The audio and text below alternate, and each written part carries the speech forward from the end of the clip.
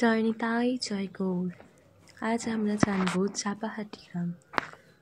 চাপাহাটি গ্রাম, যেটি বর্তমান চাপাহাটি নিমতলা নামে পরিচিত। শ্রী শ্যামসুন্দর দাস পণ্ডিতজি তাঁর গৌরমণ্ডল স্মরণে তিনি স্মরণ করেছেন, গঙ্গা তটে আসিয়া সমুদ্রগড় স্থানে অপূর্ব সমুদ্রগতি দেখিনু যেখানে। চাপাহাটি গ্রাম দেখো সুখেরও আলয়, গৌর গদাধর যথা নিত্য বিরসয়। স্নিগ্ধ ছায়া সুবেষ্টিত পথচারী ভিতে, অদ্ভুত সুগন্ধ পুষ্প রম্য কাননেতে। যে কেহ হেরহে তার ভাগ্যে নাহি সীমা, নিত্যানগর বিদ্যার অধিক মহিমা।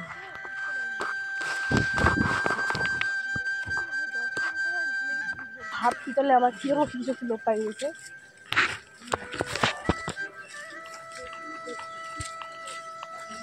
না, দর্শন বন্ধ।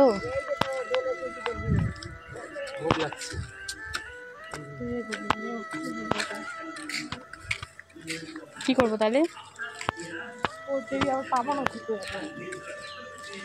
তাহলে টোটালটাকে ছেড়ে দিতে হবে।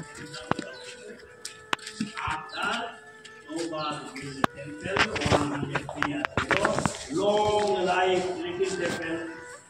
One Babaji Maharaj lived here, he maintained, but after golden chance as given by Golgoda and myself, my name is Nidai. We are living 30 years, slowly and blessed by grace, directly blessed to Golgoda. Okay, Nidai, I don't like this place before. Before 30 years, I don't live because actually jungle area, how can do? I am very afraid of the jungle, ghosts living nice time, bad vibration coming, how can living? But 1 month I ready my wedding, I go nothing. After Gaur Gadadhar directly blessed. He told me that you live here, what you can want, I can tell you.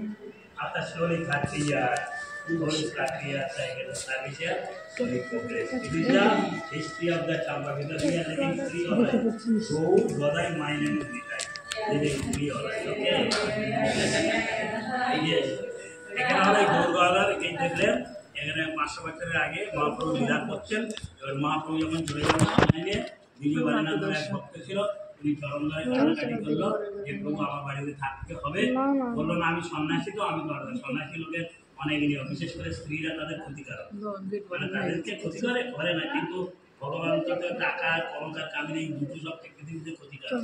টাকা পয়সা হয়ে গেলে আর শিষ্য হয়ে গেলে তখন অহংকার হয়ে যায়, তখন ওই সন্ন্যাসী সবচেয়ে ক্ষতিকারক। স্ত্রী স্পর্শ নিষিদ্ধ, সন্ন্যাসীদেরকে সব সময় 1000 মাইল দূরে থাকতে হবে মন থেকে। বড় কঠিন সন্ন্যাস নয়, বিশাল কঠিন। 1000 মাইল বলে বুঝতে পেরেছেন তো? মন থেকে কাছে বসে আছেন, আপনার দোষ নেই, কিন্তু মন থেকে ঠিক থাকে। ওই জন্য যে কামার এরকম মেরে মেরে গেছে না, একটা লোহা তৈরি করে সন্ন্যাসী হতে গেলে ওই রকম তৈরি হতে হবে, না হলে সম্মান ভগবান সবাইকে দেয়।